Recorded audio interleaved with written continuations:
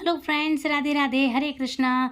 Friends, welcome back to my channel. तो आज हम बात करेंगे गौ उत्सव के बारे में। तो गौ उत्सव की पूजा विधि है ना, इस दिन क्या करना चाहिए, क्या नहीं करना चाहिए, संतान की दीर्घायु के लिए व्रत रखा जाता है, कैसे किया जाता है, क्या होता है। तो हम इसके लिए बछवारस तिथि भी कहते हैं, गौ द्वादशी भी बोलते हैं। तो आज मैं इसके बारे में आपके लिए थोड़ी सी जानकारी दूंगी। तो शुरू करते हैं। तो आपको बछवारस या ओगद्वास की पूजा विधि और व्रत कथा बताती हूँ। भगवान श्री कृष्ण को गौ माता से बहुत ज़्यादा लगाव था, इसलिए हर साल जन्माष्टमी के 4 दिन बाद यानी भाद्रपद की कृष्ण पक्ष की बरस को बच बारस के रूप में मनाया जाता है। मान्यता के अनुसार इस दिन गौ माता की पूजा करने का बड़ा ही खास महत्व होता है। कान्हा जी को इससे बहुत प्रसन्नता मिलती है। बछवा का त्यौहार राजस्थान में काफ़ी लोकप्रियता के साथ मनाया जाता है। बछवारस को गोवत द्वादशी, बचदुआ, ओगद्वास और बछवावली द्वादशी आदि नामों से जाना जाता है। इस दिन महिलाएं पुत्र प्राप्ति और घर की मंगल कामना के लिए उपवास रखती हैं। बछवारस के दिन गाय के दूध का सेवन नहीं करना चाहिए। बछवारस के दिन महिलाएं सुबह पहले गाय और बछड़े की पूजा करती हैं। इस दिन पूजा के लिए भैंस के दूध का उपयोग किया जाता है। पूरा दिन आप जो भी कुछ भी बना रहे हैं उसके लिए भैंस का दूध काम में लिया जाएगा। इस दिन भीगे हुए चने और मोठ मिलाए जाते हैं, भिगाकर एक रात पहले रख दिए जाते हैं।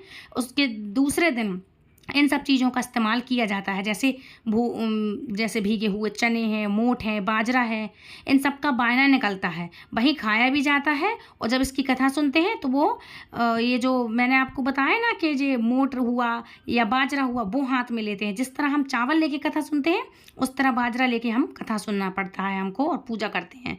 तो उस दिन ऐसा होता है, तो यही खाया जाता है और सुबह गाय की पूजा की जाती है।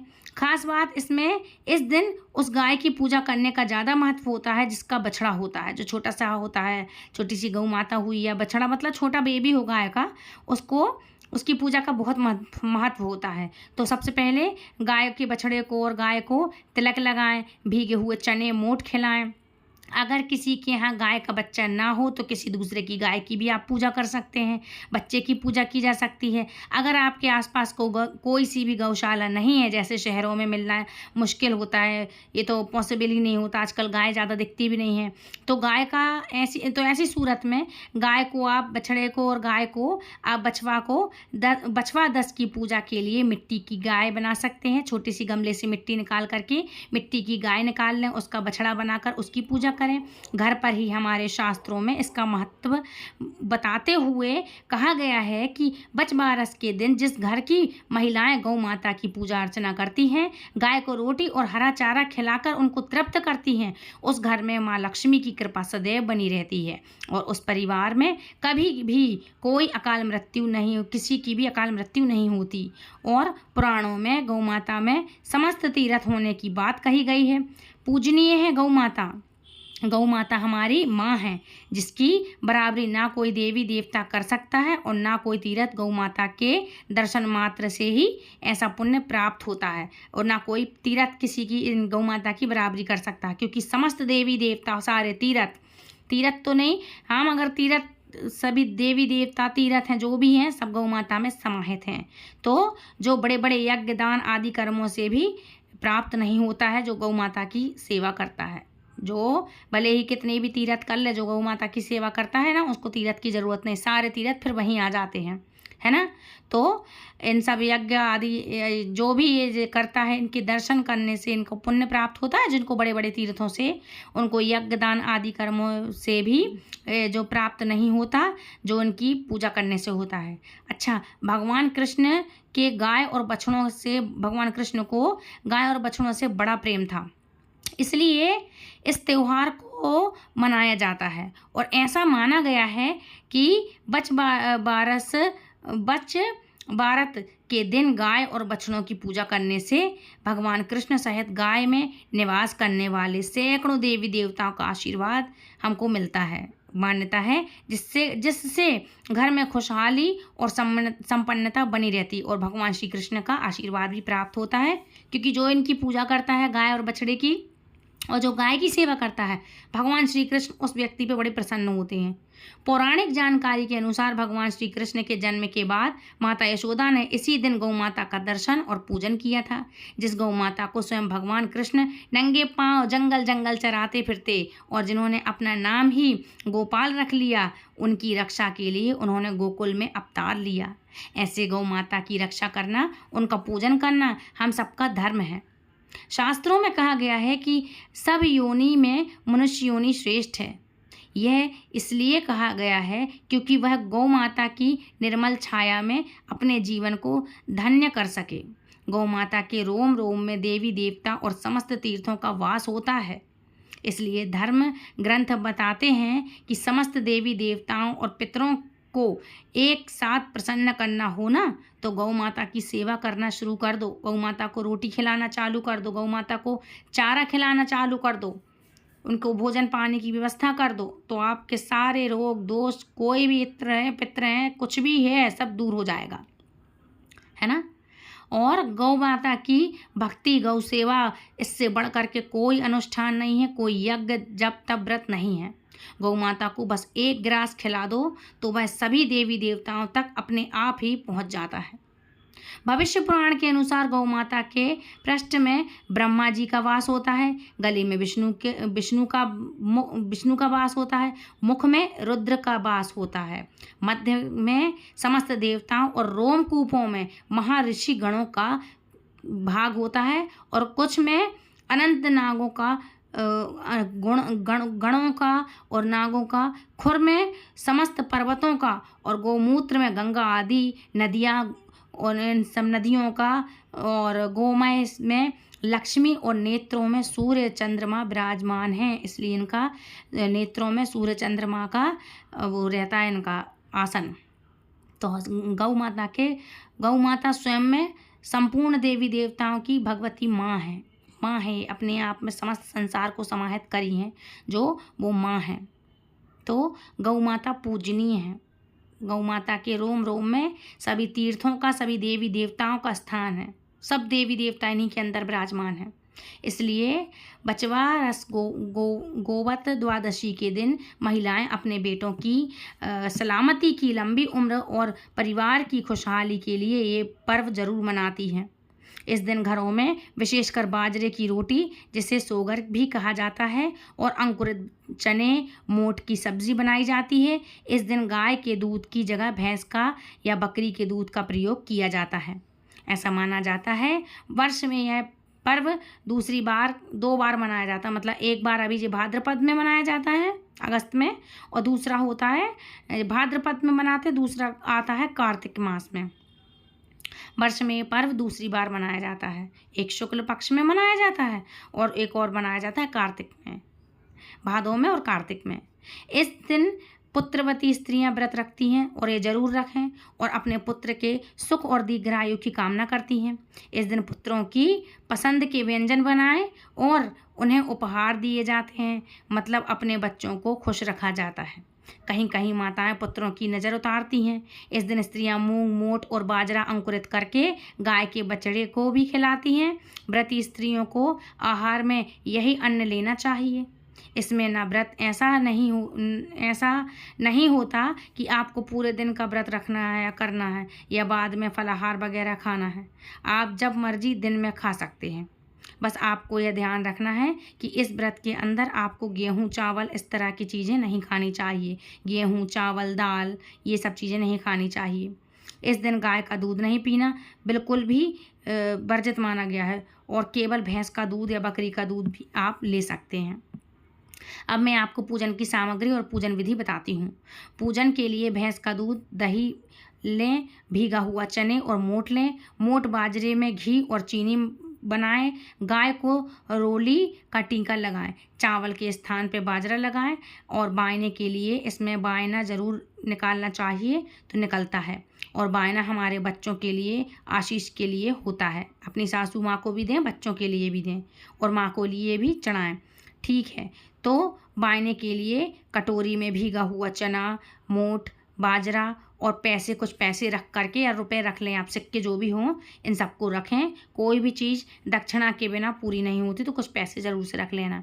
हाँ, तो इसलिए पैसे ज़रूर रखें। इस दिन बछड़े वाली गाय की पूजा की जाती है। यदि गाय की पूजा नहीं कर सकते हैं, तो एक पाटे पर मिट्टी से बछवा बना लें और एक मिट्टी की गाय बना लें और छोटे छोटे बछड़े बनाते हैं और उसके बीच में एक गोल मिट्टी की बावड़ी बनाते हैं, मतलब कुआं टाइप का, जैसे तालाब रहता है उस टाइप का बनाते हैं। फिर उसका थोड़ा उस बावड़ी में जो होता है उसको दूध दही से भरते हैं, थोड़ा सा जल डालते हैं, फिर सब चीज़ों चढ़ा करके जो भी हमने मोठ, चने, बाजरे निकाला होता है जो पूजा के लिए, उसको उसके ऊपर चढ़ाते हैं। इसके बाद रोली चढ़ाते हैं।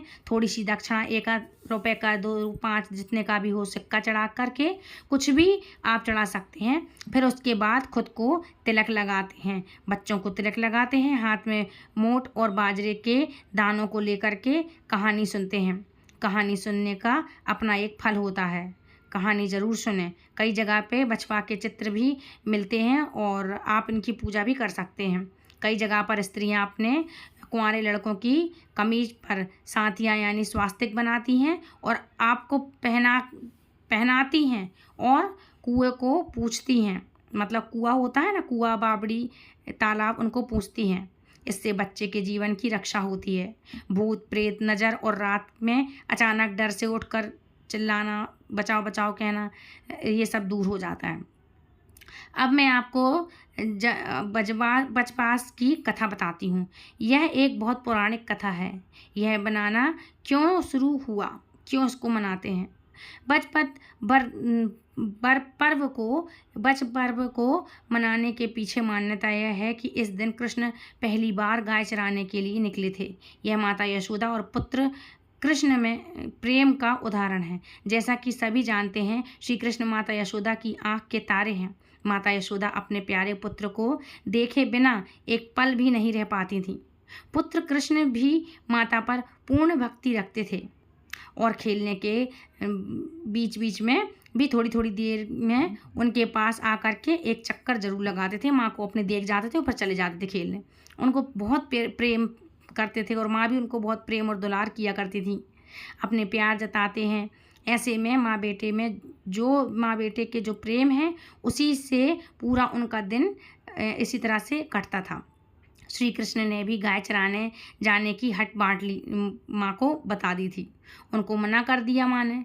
बट इस श्री कृष्ण बड़े ही मतलब इतने सारे जो उनके ग्वाले मित्र थे गाय चराने जाया करते थे, तो उनको अपने मित्रों को देख कर के उनका बड़ा मन हुआ कि मैं भी जाऊं।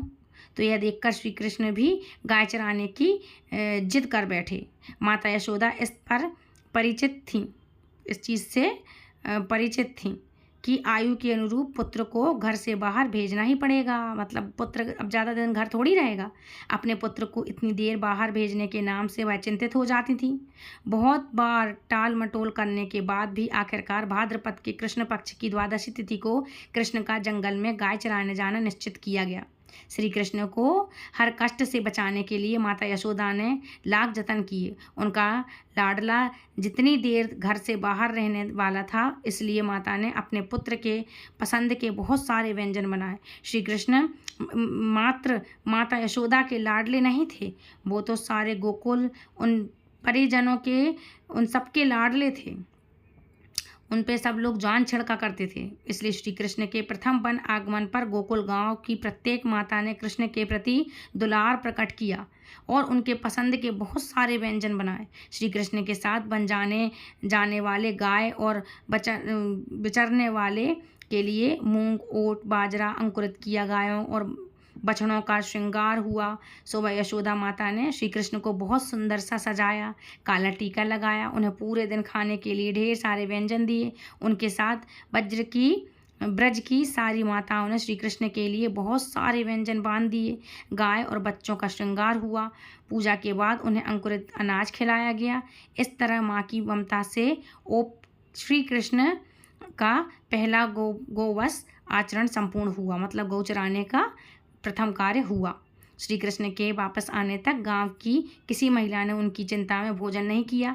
गायों के लिए अंकुरित किए गए अन्न पर ही उनका दिन कटा। इस तरह बच बारस का व्रत अस्तित्व में आया, मतलब उस दिन वो व्रत ही हो गया। तो अब हमारे साथ भी यही होता है। जैसे माता ने बच्चों के लिए बहुत अच्छे व्यंजन बनाए हों, हर माँ को अपने बच्चे के लिए बनाना चाहिए। और जिस तरह माँ ने चिंता में व्रत रखा था, तो उसी तरह हमारा भी व्रत होता है। अब मैं आपको एक ब्रज फारस की दूसरी इस व्रत की दूसरी फास्ट की दूसरी कथा सुनाती हूँ, जो बहुत चलन में है। इसको हमें व्रत करते हुए जरूर सुननी चाहिए। बहुत समय पहले की बात है। एक गांव में एक साहूकार अपने 7 बेटों और पोतों के साथ रहता था। उस साहूकार ने गांव में एक तालाब बनवाया, लेकिन 12 साल तक भी वो तालाब नहीं भरा। तालाब नहीं भरने के कारण पूछने के लिए वो पंडित को बुलवाया उसने, और कहा, इसमें पानी भरेगा जब तुम या तो अपने बेटे को या अपने पोते की बलि दोगे। किसने बताया? एक पंडित ने। तब उस साहूकार ने सुनकर उसको बड़ा आश्चर्य सा हुआ। तब उसके पास कोई हल नहीं था, वो क्या करता। तब साहूकार ने क्या किया कि अपनी बड़ी बहू को पीहर भेज दिया और पीछे से अपने बड़े पोते की बलि दे दी। इतने में गरजते बादल खूब ज़्यादा छाए और तालाब पूरा भर गया, पानी गिरने के कारण भर गया। इसके बाद परछवार आई, मतलब ये आज का व्रत आया है ना, जो गोत्सव है जी, आया। सभी ने कहा तालाब पूरा भर गया है, इसकी पूजा करो। साहूकार अपने परिवार के साथ तालाब की पूजा करने के लिए गया। वहीं पर उसने अपनी दासी से बोला कि गहला को पका लेना, मतलब उसने अनाज का बोला। और गहला से तात्पर्य गेहूं के धान से था, मतलब उसको समझ में नहीं आया उस दासी को, तो उसको समझ नहीं आया। वहाँ पर एक गाय के बछड़े का नाम भी गहला था। उसने सोचा कि मालिक ने बछड़े को पकाने को कहा है, उसने गहला को ही पका दिया। जब बड़े बेटे की पत्नी को पता चला कि वहाँ पर तो तालाब की पूजा हो रही है, पहले समय में क्या होता था, तालाब ही मेन सोर्स होता था पानी का, तो इसलिए उसकी पूजा बहुत बड़ी बात होती थी। तो जैसे ही बड़े बेटे की पत्नी को पता चला कि तालाब की पूजा हो रही है, वो पिहर से वापस आ गई। तालाब पूजने के बाद वह अपने बच्चों से प्रेम करने लगी। तभी उसने बड़े बेटे के बारे में पूछा। अब सास तो बिल्कुल चुप हो गई, सन्ना बन रह गई, क्या जवाब दे। तभी तालाब में से मिट्टी में लिपटा हुआ उसका बड़ा बेटा निकला और बोला कि माँ मुझे भी प्यार करो। तब सास बहू एक दूसरे को देखती रह गईं और सास ने बहू को बलि देने वाली सारी बात बता दी। फिर सास ने कहा, हे बचवा माता, आपने हमारी जैसी लाज रखी, हमारा बच्चा हमें वापस दे दिया। तालाब की पूजा करने के बाद जब वो घर वापस लौटी तो उसने देखा बछड़ा नहीं है। साहूकार ने दासी से पूछा कि बछड़ा कहाँ है, तो दासी ने कहा, आप ही ने तो कहा था पकाने को, मैंने पका दिया। साहूकार ने कहा, हे भगवान, एक पाप तो अभी उतरा नहीं, तुमने दूसरा पाप चढ़ा दिया। साहूकार ने पका हुआ बछड़ा मिट्टी में दबा दिया। शाम को गाय वापस लौटी तो अपने बछड़े को ढूंढने लगी। फिर वो मिट्टी खोदने लगी जहाँ पर उसका बच्चा दबा हुआ था। मिट्टी में से बच्चा जिंदा बाहर निकल आया। साहूकार को पता चला तो वो भी बछड़े को देखने के लिए घर आ पहुँचा। उसने देखा कि बछड़ा गाय का दूध पी रहा था।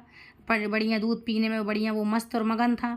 साहूकार ने पूरे गांव में बात फैलाई कि हर बेटे की माँ को बछवासर का व्रत करना चाहिए, तालाब की पूजा करनी चाहिए। हे बचवा माता, आपने जैसी साहूकार को उसकी झोली भरी, उसका पुत्र पौत्र लौट आया, और जैसे उस गौ माता के बछड़े को लौटाया, उसी तरह हमारे बच्चों की भी रक्षा करना और हमारे बच्चों की भी खूब लंबी आयु करना। तो ये थी फ्रेंड्स आज की कथा। आई होप आज की कथा आपको पसंद आई होगी। यदि कथा पसंद आई तो प्लीज़ वीडियो को लाइक शेयर कमेंट करें, चैनल सब्सक्राइब करना बिल्कुल ना भूलें। मिलती हूँ नेक्स्ट वीडियो में, तब तक के लिए फ्रेंड्स राधे राधे, हरे कृष्णा। और इस वीडियो को ज़्यादा से ज़्यादा सनातनियों तक शेयर ज़रूर करें। हरे कृष्णा।